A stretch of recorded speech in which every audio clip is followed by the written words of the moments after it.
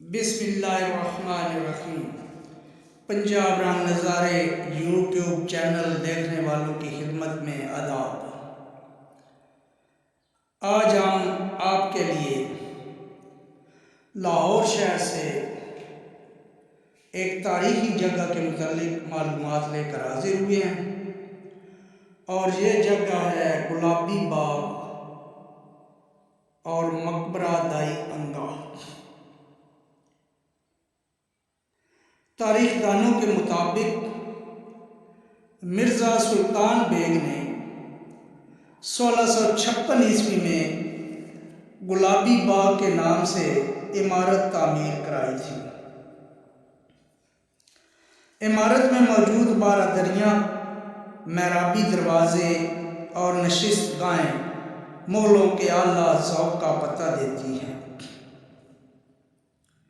बाग के दाखिली दरवाजे यानी ड्योढ़ी पर बनाए गए नहायत दीदा ज़ेब नक्शो निगार सदियाँ गुजर जाने के बावजूद अभी तरोताज़ा हैं। जब बाग के अंदर जाएं तो अब दरख्त को नहीं मिलते, लेकिन निशानात हैं। शाहजहाँ की दाइया ज़ेबुन निसा का उर्फ अंगा था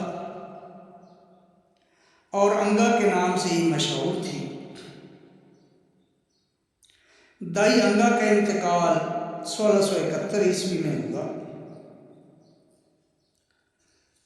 चूँकि बादशाह ने ये बाग अंगा को दे दिया था और अंगा की वसीयत थी कि मेरे मरने के बाद मेरी तदफीन गुलाबी बाग में की जाए। चुनांचे वसीयत पर अमल करते हुए दाई अंगा को गुलाबी बाग में दफन कर दिया गया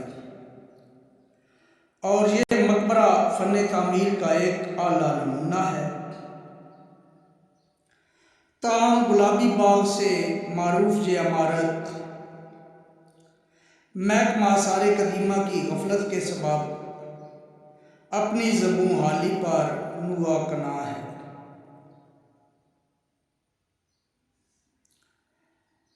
आपको यह भी बताता चलूँ कि दाई अंगा की आखिरी आरामगाह के साथ ही एक और कब्र है, लेकिन साहिब कब्र के बारे में कुछ पता नहीं।